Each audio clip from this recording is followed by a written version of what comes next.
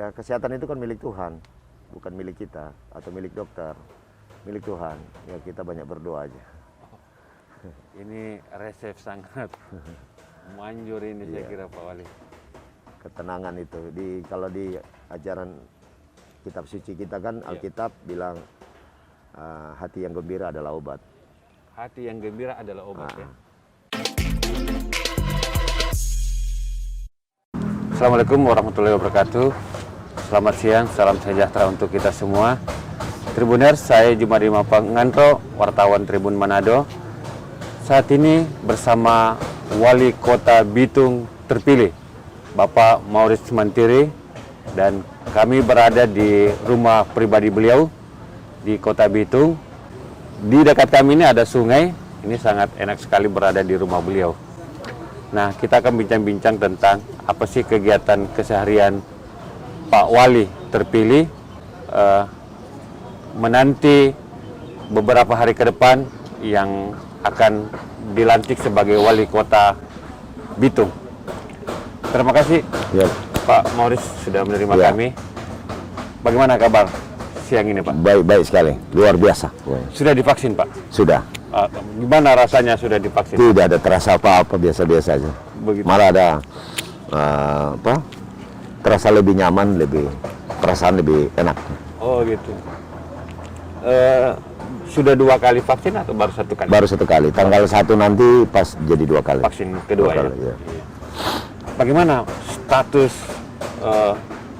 Kota Bitung terkait pandemi COVID-19 ini Pak? Ya, posisi sekarang karena kita mulai melakukan pemberlakuan tentang PPKM Mikro, ini lebih strict point, maksudnya lebih fokus kepada daerah-daerah yang notabene masih ada status positifnya. Karena itulah kemudian dengan pemberlakuan PPKM ini kita mulai tanggal 9 Februari kemarin, PPKM Mikro ini kita kemarin baru mencabut baliho di wilayah yang daerah COVID-19, dan hasilnya sementara ini kita posisinya hijau dan kuning. Malah orange kita lewati. Jadi karena kalau pendekatan Pak Presiden dengan mekanisme ini yang kemarin mulai disosialisasikan, kita sudah mulai tanggal 9 PPKM-nya. Ketika aturan itu keluar tentang PPKM itu, revisi dari edaran Pak Presiden itu keluar, ya kita langsung action. Jadi ada 3 kelurahan di kita yang ternyata memberikan kontribusi sehingga status kita orange dan merah.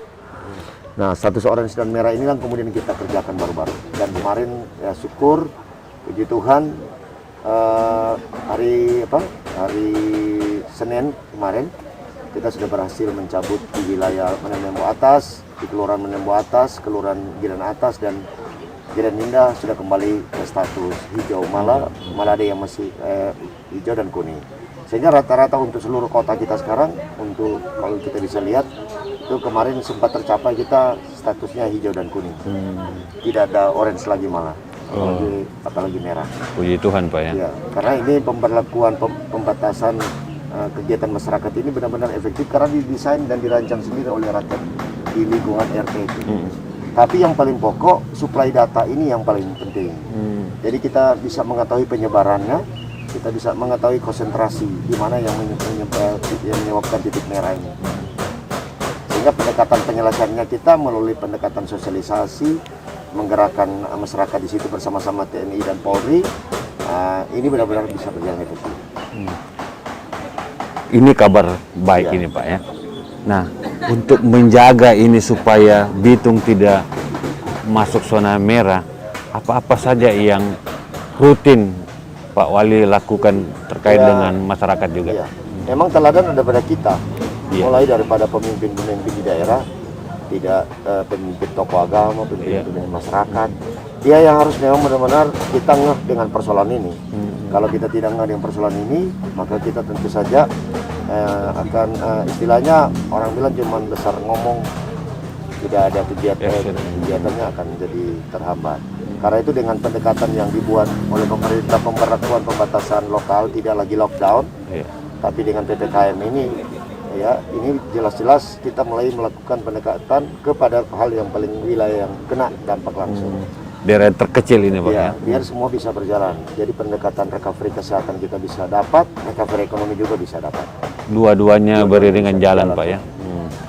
Kalau lalu kan kita pendekatannya hanya ingin ada recovery kesehatan, tapi dampaknya ke recovery ekonomi. Karena semua wilayah kita kenakan pembatasan. Ini kan cuma ada pembatasan di wilayah yang benar-benar itu. Terdampak yang kena saja. Oh iya. Sambil kita mengupayakan tidak ada terjadi pergerakan dari mereka yang wilayah Penyebaran itu. Penyebarannya sehingga Transmisi di situ saja ya. Di lokasi itu.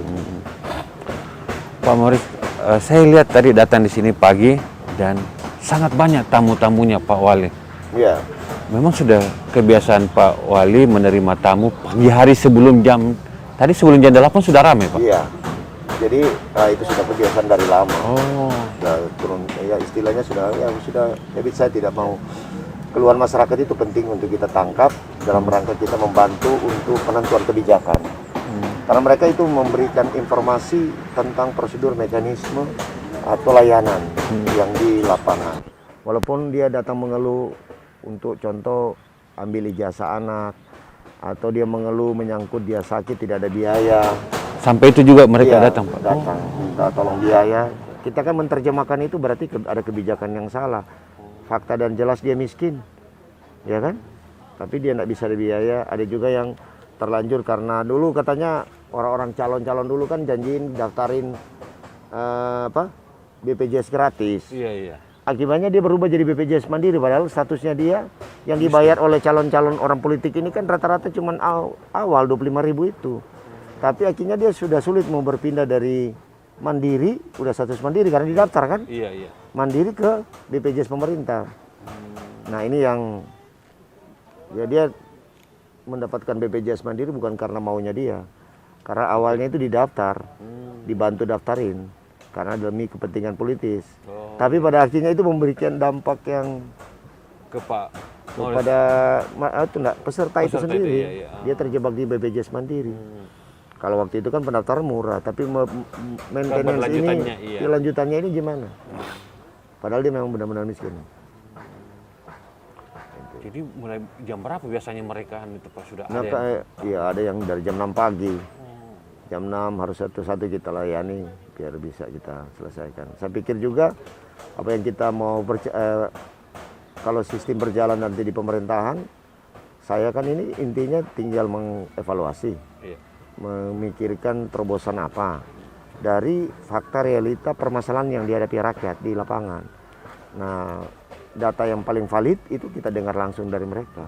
Baru kemudian ya hari-hari ini kita orientasi, lihat-lihat lapangan. Nanti kemudian kita strategi dalam rangka menetapkan kebijakan ini kita perlu rumuskan apakah ini bagian daripada fenomena atau cuma sekedar gejala.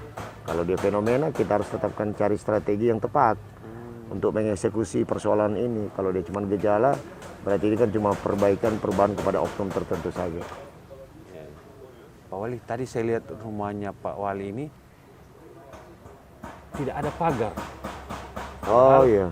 Pak Wali ini sudah kebiasaan dari orang tua dulu. Oh begitu. Iya. Alasannya kenapa itu Pak?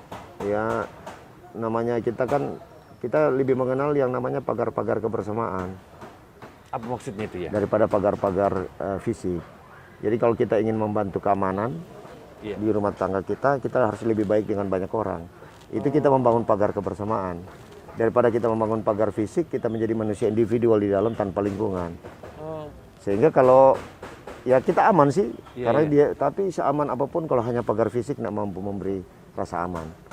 Tapi kalau pagar kebersamaan yang kita bangun itu sesuai dengan jiwa gotong royong kita, jiwa Pancasila kita, maka kita akan merasa aman.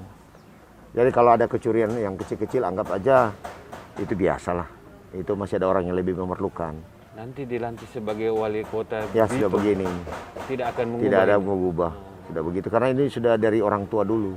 Bukan dari kita lagi. Dari orang tua dulu nggak mau bikin pagar, pagarnya aja mini. Ada di depan itu tapi pagar mini. Iya, itu hanya pembatas saja sih saya lihat. Kali ini kita batasi dengan pohon. Ya mudah-mudahan tidak akan terjadi pembuatan pagar, tergantung perkembangan. Tapi semangat kita sebenarnya lebih condong ingin ada pagar kebersamaan saja. Tetangga itu kita bertetangga dengan yang baik. Halaman depan rumah kita itu bisa dijadikan display, untuk marketplace baru apa yang kita bisa ciptakan tanpa kita membangun bangunan. Nah, Pak Wali, nanti bulan April Pak Morris dilantik sebagai wali kota Bitung, Ya. apa yang akan Pak Wali lakukan mungkin 100 hari pertama ketika Pak Morris setelah dilantik sebagai wali kota? Ya, yang pertama memang kita mau mengharapkan tentang terciptanya big data ini, profiling penduduk ini, agar memudahkan kita dalam rangka untuk melakukan kebijakan-kebijakan besar nanti terhadap rakyat. Kita bisa lebih, yang paling pokok ini kan yang seperti saya bilang tadi, data. Yeah. Kita tahu berapa sih data sesungguhnya penduduk kita, keluarganya berapa, rumahnya berapa, yang miskin itu ada berapa, realnya berapa. Kita punya memang data DTKS itu, tapi itu kita anggap masih belum sempurna. Dan kemudian karena by name by address ini sekarang kan tidak sekedar address itu, harus ada address digitalnya. Lebih mempercepat kita dalam proses untuk kepentingan kebutuhan kita. Itu target kita pertama, profiling data. Yeah. Baru kemudian kita mulai melakukan pendekatan penyesuaian terhadap kebiasaan dan kultur di dalam lingkup pemerintahan kita. Seperti apa itu Pak? Ya contoh kita tentang kebersihan menjadi tanggung jawab semua. Saya juga harus ikut membersihkan wilayah saya. Jadi membersihkan ya kebudayaan, kita harus bangun satu kultur budaya baru. Perspektif kita tentang kebersihan itu menjadi tanggung jawab kita bersama. Kalau hanya sekedar slogan, saya cukup cuap-cuap di mana-mana. Tapi ini harus dengan saya, harus saya ikut. Memberikan teladan. Teladan. Kepemimpinan kita di PD Perjuangan kan teladan. Jadi 15 menit sebelum mulai bekerja, kita mulai dengan program bersih-bersih halaman rumah kita, atau halaman kantor kita, atau di ruang kantor kita. Rapikan apa yang perlu dirapikan, dibersihkan apa yang perlu dibersihkan. Pasti itu akan timbul budaya menjadi kebiasaan kita, dan itu menjadi karakter kita nanti. Jadi dari lingkungan kantor kita paling tidak penampilan kita terlihat rapi lah oleh pemerintah. Saya dengar Pak Wali tadi berencana juga membangun 1000 Titik WiFi. titik WiFi di Kota Bitung. Ya. Seperti apa itu anunya Pak? Jadi tujuan kita utama bagaimana masyarakat yang miskin yang tanpa bisa didukung dengan fasilitas, kita memberikan fasilitas mereka di era digital ini. Paling tidak mereka bisa mengikuti perkembangan zaman, kemudian mereka mendapatkan informasi yang sama dengan apa yang dimiliki orang lain. Sehingga ya, dampaknya ya efeknya kita berharap artinya kecerdasan intelektual itu harus juga menjadi milik mereka juga, agar kita berlomba start yang sama lah. Kalau tidak kan kalau kita berlomba dia bisa tertinggal jauh. Nah, informasi-informasi pemerintah yang lebih terbuka melalui SMS gateway atau WhatsApp gateway itu bisa langsung ke masyarakat itu, dan kita bisa membantu memonitor paling tidak seberapa yang membantu memprofiling tadi. Selain itu tujuan kita mendidik mereka yang paling tidak kalau ada 1000 titik WiFi, kalau ada satu orang aja di satu titik itu yang mempunyai kemampuan dalam rangka mengendorse, ya kita akan menjadikan mereka sebagai tenaga endorse, bukan buser ya. Iya. Tapi mendorse jenis produk tertentu yang ada di satu tempat, mereka ada di komunitas, ini menjadi corongnya atau bagian daripada tenaga advertisingnya kita untuk menjual Kota Bitung dengan segala potensi yang dimiliki, agar paling tidak kita dikenal di dunia maya lah. Kota ini dikenal di dunia maya. Nah, oleh karena itu mengisi konten-konten ini yang sementara kita pikirkan konten yang tepat, agar tidak ada kejenuhan. Konten tepat dalam rangka kita contoh mampu menciptakan marketplace, kita mampu menciptakan startup, kita mampu menciptakan agar mereka menjadi unicorn baru. Contoh membantu mereka kan era sekarang pasar itu tidak lagi dibatasi oleh satu wilayah teritori, Iya, betul. tapi kita bisa melampaui itu dan mereka bisa jualan. Kita banyak produksi ini yang masih dijual oleh orang luar negeri atau oleh orang Jakarta. Kenapa tidak dijual oleh orang kita sendiri? Ya itu yang kita mau dengan adanya 1000 titik WiFi ini. Tinggal kita menambah artinya seperti melatih penduduk kita dengan konten kreator. Saya pikir mereka akan menjadi orang-orang hebat, kreatif. Pak Morris, ke depan ini juga kan Manado di Kota Bitung ini dikenal sebagai kota cakalang. Iya. Seperti apa yang Pak Wali nanti lakukan untuk benar-benar ini Bitung ini sebagai kota cakalang, dan tadi ada juga rencana sebagai kota digital. Iya. Mungkin. Ya, kota cakalang ini memang sedikit tereduksi. Iya. Di era Ibu Susi ini kan ada istilah moratorium, sehingga hasil tangkapan kita ini agak sedikit menurun. sehingga menyebabkan kembalinya industri ikan cakalang kita ini agak menurun juga utilisasinya. Nah, ini menjadi target saya, bagaimana mengembalikan Bitung benar-benar menjadi kota cakalang, the world tuna centernya kita untuk ikan cakalang dan tuna. Nah, ini kan butuh kerja terintegrasi. Kemarin saya baca Pak Gubernur baru ketemu dengan Pak Menteri. Dalam pertemuan itu digagas beberapa hal, kembalikan Bitung sebagai kota cakalang, dan kemudian meningkatkan lagi ekspor hasil produk perikanan kita dari kota Bitung. Karena itu, ya, setelah saya lantik itu 100 hari itu menjadi bagian kerja saya juga dalam rangka mengisi konten di 100 hari ini. Kita tadi sudah berbicara soal rencana-rencana Pak Wali ke depan. Kalau Pak Wali menjaga ini kan untuk mengerjakan banyak program ini, Pak Wali harus fit juga selalu. Iya. Ada tips Pak Wali menjaga kesehatan? Iya, olahraga lah. Ada ambil waktu olahraga. Saya dengar masih rajin bela diri, Pak. Oh iya, iya. Istilahnya cuman olahraga aja. Tidak lagi menjuruskan ke hal-hal yang lebih spesifik untuk bela dirinya. Saya konsep tadi kan kebersamaan itu, keamanan itu kebersamaan. Makanya olahraga. Cuman yang pokok harus ada olahraga, nggak boleh nggak olahraga. Atau kebiasaan hanya berjalan olahraga dalam sepekan, Pak? Ini kita tiap pagi ada waktu lowong kita ambil. Tapi olahraga karena banyak, jalan atau olahraga? bisa jalan keliling rumah aja sini, kan luas halaman kita. Atau ya olahraga fisik seperti Kempo tadi. iya. Kalau minuman yang untuk menambah menjaga kesehatan, Ya vitamin. vitamin. Tapi banyak minum air juga. Tapi ya kesehatan itu kan milik Tuhan, bukan milik kita atau milik dokter, milik Tuhan. Ya kita banyak berdoa aja. Ini resep sangat manjur ini saya Iya. kira Pak Wali. Ketenangan itu kalau di ajaran kitab suci kita kan Alkitab bilang hati yang gembira adalah obat. Hati yang gembira adalah obat, ya. Oleh karena itu kalau semangat yang patah akan mengeringkan tulang. Nah, itu tidak bagus. Oleh karena kita kuncinya kalau kita berdoa ada ketenangan, kita bisa lebih enjoy. Bahagia, sehat. Bahagia, sehat. Oh, Tidak hanya sehat secara fisik, ya. tapi Pak Wali, mengakhiri dialog kita ini ada pesan-pesan Pak Mauris terhadap masyarakat Bitung ini. ya, Silakan, Pak. makasih. Kita bagi masyarakat Bitung, kita menatap tentang tantangan yang kita hadapi bersama ini. Mari kita sama-sama bergandengan tangan, membantu kami pemerintah nanti ketika kami dilantik, untuk kita berupaya agar kita bisa keluar dari jerat-jerat pandemi COVID-19 ini. Ekonomi bisa bangkit kembali, hidup kita agak lebih tenang, nyaman. Kita hidup dalam kebersamaan untuk saling gotong royong, membangun kota kita ini agar menjadi tempat tinggal yang nyaman dan aman. Kalau kita ini jadi tempat tinggal yang aman dan nyaman, maka umur panjang kita diberkati Tuhan.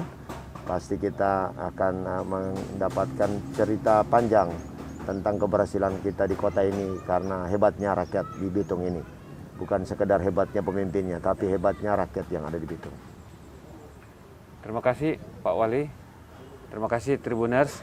Demikian perbincangan kami dengan Wali Kota Bitung terpilih, Bapak Mauris Mantiri. Sampai ketemu di acara berikutnya. Salam.